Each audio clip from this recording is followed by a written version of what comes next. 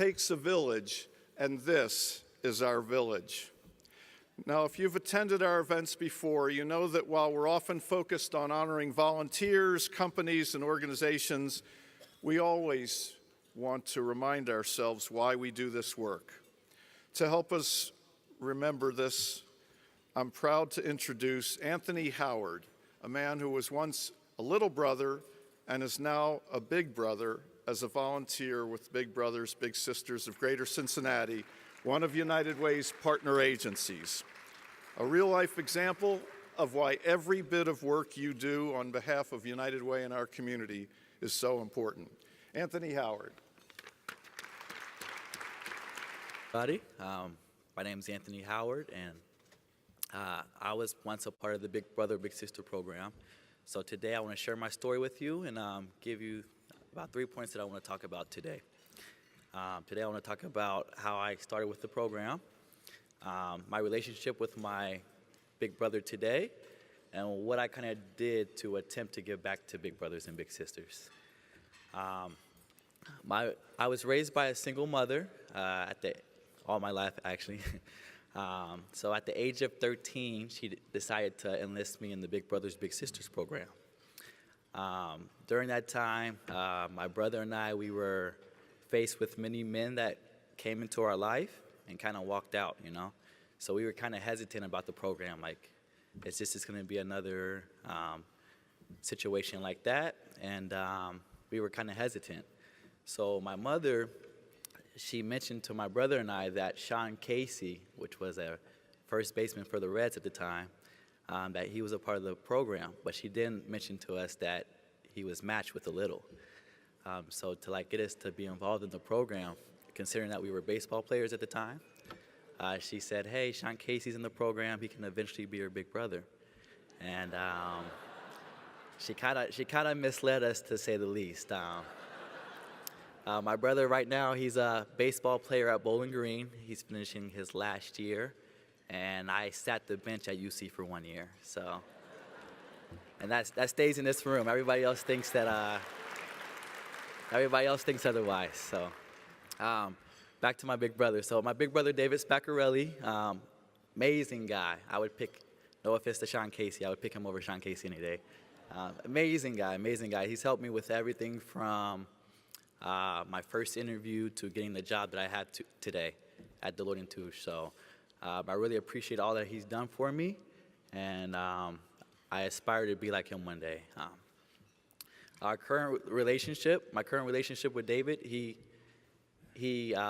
took me on as a mentee at the age of 13. I'm 24 today, and he still communicates with me to this day at the same amount of times per week. Nothing has changed. I go to his family's house every Thanksgiving and Christmas to spend quality time with them, to catch up with them. There's a family vacation that I started attending, so they go to St. George Island. I do that with them as well, so that's a plus. So David gave me a challenge after I got my job with Deloitte. He said, "Anthony, you got your job. You made it. I challenge you to give back to the program."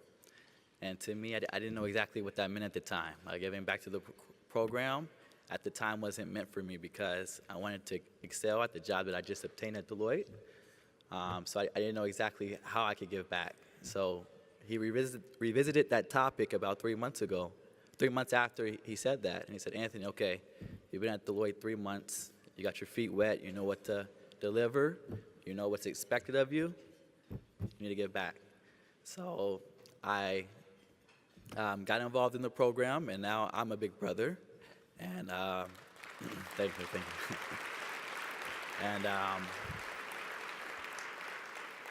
And I've been paired with a 13-year-old young boy. His name's Brian Champion. He's a very smart guy, And I always thought to myself, like, how can I walk in David's shoe steps? How can I mentor this young boy to become something that I've become, you know? I didn't think I can be an impact as David impacted my life. So about 3 weeks ago, Brian's mother called me. This is kind of a personal story, so I don't want to go into too much detail. Brian's mother called me and said, "Hey, Anthony, Brian's not doing so well in school. He's having some behavioral issues here and there." So we just had a meeting with the principal, and I asked him a question and said, "Hey, Brian, do you miss Anthony?" Because he wasn't responding to anybody. I just recently moved to New York, by the way. I was born and raised in Cincinnati. I got my first job offer in Cincinnati, started in Cincinnati. Then I relocated to New York. So I mentioned to Brian, like, "Hey, Brian, you have a couple options. You can continue to be my big brother. I can continue to be your big brother, or you can be matched with someone else that's within Cincinnati." And he says, "Anthony, I want to stay with you no matter where you go." So we decided that we would continue our relationship. And then 2 weeks after being gone, his mother contacts me and says, "Hey, Anthony, I think Brian misses you." So they had a meeting with the principal, and like I said, he wasn't communicating. And Miss Williams asked Brian, "Do you miss Anthony?" And out of like a couple of days of not communicating with anybody, he just breaks down and starts crying.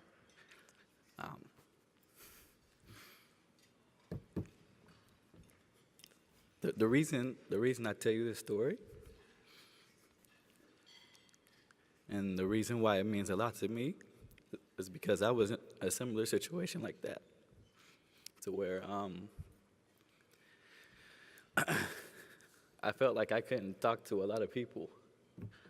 And to see that somebody looks at me like that, it means a lot. So I appreciate that. I appreciate Big Brothers for giving me that opportunity to give back to someone that was in a troubled situation like myself, you know?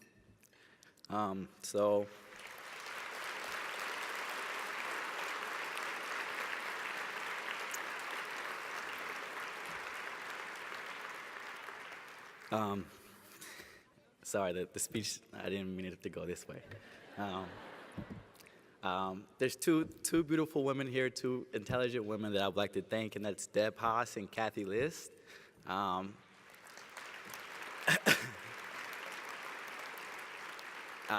They constantly praise me for what I've done, and I try to tell them, like, this is not an option for me. I'm just doing what I need to do, you know, doing my job, because you guys took care of me. It's like I look at this program and those two as parents. So when your parents get older, you don't look at it as a necessity to take care of them. It's your responsibility. So these are my parents. This program is my parents. So I look at it as a necessity to give back. This is my family. So with that being said, thank you for listening to my story, and I hope you guys enjoy the rest of your night.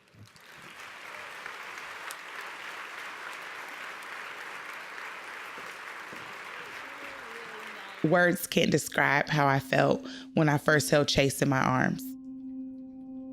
I think it's something only a mother could understand. Chase was born on April 15th, 2010 at 4:38 p.m. He was 6 pounds, 15 ounces. And from the moment the doctor handed him to me, I realized that I would do anything for him, because at the end of the day, it's just me and him. I'll never forget that moment, looking him in the eyes and making that promise to him that I would be there for him forever and would give him everything he needed to make it in this world. My name is Courtney, and my son Chase is a student at Cincinnati Union Bethel, which is a Head Start program in Cincinnati, Ohio. Chase is my world, and I want him to have every opportunity available in this life. I want him to know that he can be successful in whatever it is that he chooses to do. While I may not be able to give him all the material things that he wants, I am able to give him a good education, and that's all that really matters. I'm not sure where we would be without United Way and Head Start. It's definitely changed our life. There is a clear difference between a child who went to Head Start versus a child who stayed home and went straight to kindergarten. There's a clear difference. There's a difference of a child as far as behavior-wise, structure, discipline, But without money, not every child is afforded that opportunity. Chase was having some issues before he started the Head Start program. However, he's made so much progress over the past 2 years. He has come so far. He loves to read, he speaks more in school, he makes great eye contact, his vocabulary has increased, he is definitely much more social. Education sets you apart from a whole lot of people. Education can change someone's life. An educated man is an experienced man. And so I want Chase to have that. I want him to have that experience. I want him to have that opportunity. I don't want him to take education lightly. It's critical. It's life or death sometimes. I'm so proud of Chase. He graduates from Head Start this year, and I feel like his opportunities are endless. He's definitely ready for kindergarten.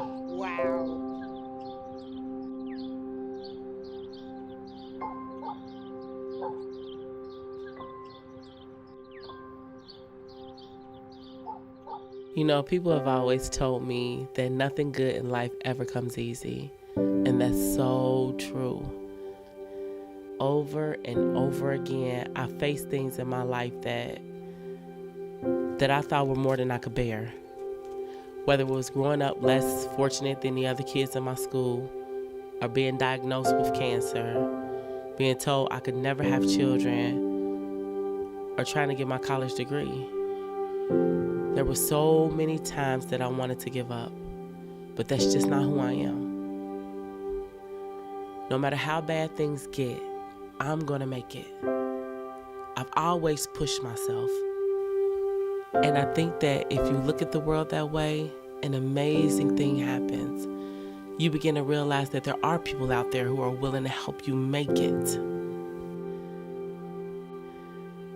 My name is Debbie. My daughter Cyan and I are residents at the Scholar House, which is a wonderful program through the Brighton Center and United Way of Greater Cincinnati for single parents who are in college full-time. Growing up, I hated to see my mother struggle. I made up my mind then that it was going to take hard work to accomplish everything that I wanted in life. I wanted a better life, not just for me, but for my entire family. Just when the hard work was starting to pay off and my life was finally starting to get a little bit easier, I get a phone call from my doctor. And he tells me the one thing no one ever wants to hear. I was diagnosed with stage 3 Hodgkin's lymphoma, which is a form of blood cancer. At that point, devastation filled the room. But I decided quickly that I was going to fight this, even though I had no clue the journey that was ahead of me. A diagnosis that was supposed to respond well to chemotherapy ended up being 6 months of chemo, a stem cell transplant, radiation, multiple relapses, and 3 years of being in and out of the hospital fighting for my life and ultimately becoming a cancer survivor. And after all that, when I was at a place in life where I should have been starting a family, picking out nursery room colors, and building a life, that's when my doctors told me that I wouldn't be able to have children, which is the one thing I wanted more than anything. But again, nothing good in life comes easy. So when I gave birth to a beautiful 5-pound, 5-ounce little girl on June 20th, 2014, it was a miracle. I refused to stop there. I wanted to give Cyan the world. But fighting cancer set me back on my goals. I knew I wanted to go back to school, I just didn't know where to start. That's when I found out about the Brighton Center Scholar House. There's nothing else like this. The Scholar House offers affordable housing, daycare, financial assistance, and academic assistance. Anything you could think of, they have it. And a lot of people look at programs like this as a step up, but I look at it as a catapult. Like they're not helping me step up. They are literally launching me into a place that I thought I would never be able to get to. I've seen firsthand that when you work hard to achieve your goals, there are people out there like the amazing people at the Scholar House and United Way who will help you make it. And it's far from over. I'm finally in a position to give Cyan the world. I always thought that mental health disorders was something that happened to other people. I would have never imagined that it could be something that could happen to me. But in 2014, my life started to unravel in a way that I could never imagine. I wanted to kill myself. I wanted to commit suicide.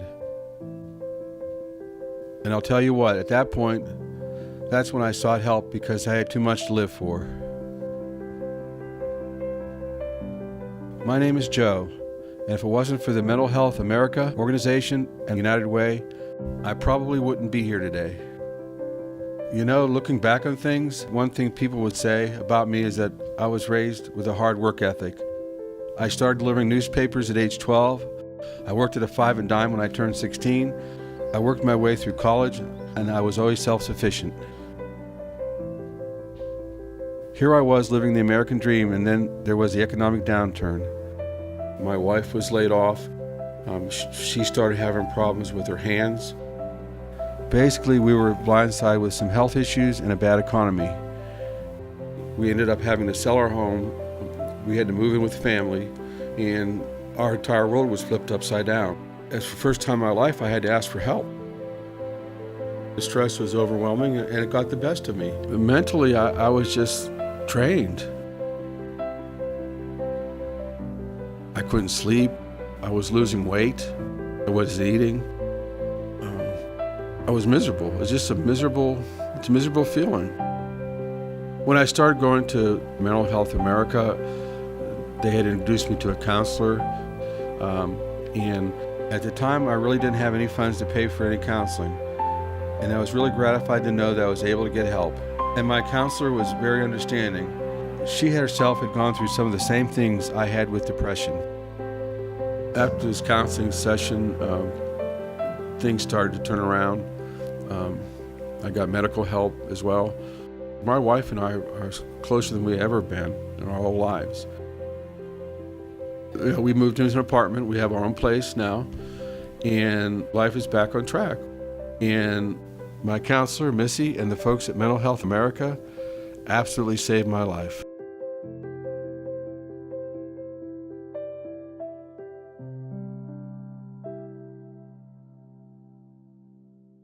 I have always been a morning person. I love my coffee. There is just something about it. The sunrise, the birds, the fresh air. And I guess there is something that I love about the idea that it is a fresh start. My name is Tracy, and at the age of 49, I graduated from the Brighton Center CET Post-Secondary Education Program with a 4.0 GPA. I spent most of my life in a small town in Iowa as a wife and stay-at-home mom. But after my kids were grown, my husband and I struggled to keep the marriage together. But eventually it fell apart. That was a very hard time on me, my ex, and especially for my children. Even though they were grown, it was very hard on them. And I was on my own for the first time pretty much ever in my whole life. I really didn't know what to do. I did have a friend in Kentucky, and so I boarded a Greyhound bus with only a few dollars, some clothing, and moved out to Kentucky.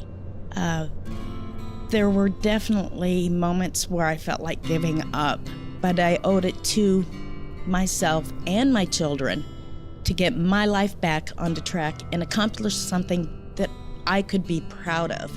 It was time for a new start. And that's when I found out about the United Way and Brighton Center. Brighton Center has a medical assistant program. It's an awesome program. I would recommend it to anyone. I was, of course, very nervous. I was in my upper 40s and wondering, can I really do this? I've been out of school for 30 years. But once I got in there and got started on it, it was just something I knew I wanted to do. Even though I didn't have a car, I did anything and everything that I had to do to make that work. Be it walking in the rain, the snow, the ice. I made it one way or the other. I graduated with 4.0. So, yeah, being an older person, going to school with all these younger people, I accomplished something. And I studied hard. I worked hard for that 4.0. Graduation was awesome. I felt very proud to be able to walk up and get my diploma. CET in the Brighton Center, United Way, changed my life. It provided me the opportunity to prove to myself that I could do this, something that I was proud of, that I accomplished myself. I am very proud to say I not only have a new car, but I also have a great job working for St. Elizabeth Healthcare. I think what I learned from all of this is life may not always work out the way you planned it, but it's never too late. Every day is a new beginning. It's a new chance to start over. I found out that there are people that care, and they are out there. I always felt like I was always the one giving and never getting back. And the Brighton Center and CET changed that for me.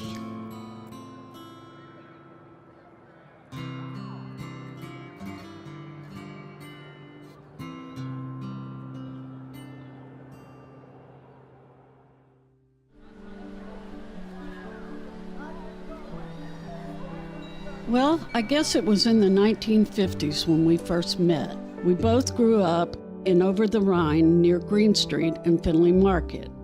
I guess you could say it was love at first sight. I thought he was absolutely gorgeous. We ended up getting married in 1960, and we've had a very nice life together. My name is Mildred. I was a stay-at-home mom. And my husband Raymond was a machine adjuster at an envelope factory on Spring Grove Avenue. He retired in 1995 after 31 years of service. Raymond was a hard-working man. He worked a lot of double shifts and never made the money like people did at the larger factories. He took care of me and our son, and he did a great job. We didn't have all the expensive things that other families might have, but we had what we needed. And more importantly, we had each other. Raymond has a severe hearing problem that I'm sure started with him working around that heavy machinery that was very loud. And they didn't have ear protection back then. So that's where the hearing loss came in. And over the years, it got worse and worse. He became very frustrated. He couldn't understand what people were saying. I said it's going to rain this afternoon. It really affected his confidence. It got to the point where he didn't want to leave the house. Looking back, I guess you could say it was a strain on our marriage. He needed hearing aids, but they were very expensive, and we had no idea how we were going to get them. Around that same time, I started to notice that my vision was getting worse. It was embarrassing to not have that 20/20 vision anymore. And you can't afford to buy the glasses. So you just kind of deal with it. You squint, hold things up closer to you so you can read them. You don't pick up the newspaper as often. So finally you figure out you've got to have glasses. Then again, that costs money. When you're on a fixed income, it's hard, especially when you're at the level where you're just over the budget, but yet you're still at that level where you need help, and you can't get it through public services. And Medicare is great, but there's a lot of things that they just don't cover. It wasn't until my doctor told me about Santa Maria Community Center and the United Way that we realized that there was help out there. They gave you hope right from the beginning. They helped us get the health care that we needed. Raymond got his hearing aids, and United Way and Santa Maria also helped me get the glasses that I needed. Things really are better now. Raymond has his confidence back, and with my glasses, I can see again. Thanks to United Way, we have a whole new view on life.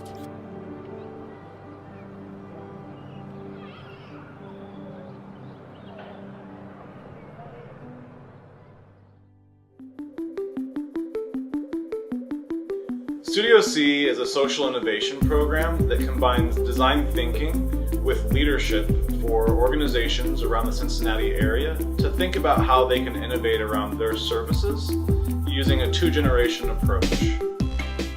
So Studio C started off as an open call to organizations to come and attend an event and have an experience with design thinking. Really, Studio C was run by and for the participants. The participants came in, there were more than 40 of them over the course of 6 months. They created their own project teams. So we would arm them with tools, activities, and approaches for the work that they would be doing. And then in the one-on-one phases after those first 4 workshops, that's when we really started to work with those groups to customize experiences and develop 3 prototypes for each group. There were a couple of projects for me that really stood out, particularly in those final reports, that really demonstrated for me the power of what we were doing in Studio C. It was the Housing Authority of Covington. And they told a wonderful story about they wanted to increase preschool enrollment rates, Head Start enrollment rates for people living in the City Heights housing development. And then they went out and they talked to moms. And they gave them a forced rank list of, what are the barriers that keep you from enrolling your kids in Head Start? We had always had the assumption that transportation was obviously the biggest issue and barrier to preschool enrollment. Parents in our communities have a real phobia about letting their little kids go. They really worry about their safety. Trust is a big factor too. So with those things in mind, it completely blew our assumption out of the water about transportation being a factor at all. So we kind of had to step back. And so what they realized was that if parents understand and value the Head Start experience, they'll find ways to get their kids there, that it wasn't transportation that was an issue. Head Start isn't about sitting at a desk. It isn't about sitting in front of a blackboard, that it's learning through play. So when you ask, what is the future of Studio C? I'm a dreamer. My dream is that Studio C will eventually be a physical space and function as a community center for the Midwest, where people can come and learn about community-engaged design, human-centered design, social innovation, design thinking, and leadership in a way that allows for us to engage with nonprofits across the region to create a network of people that are thinking about problems in new ways and willing to take big risks in trying to solve them.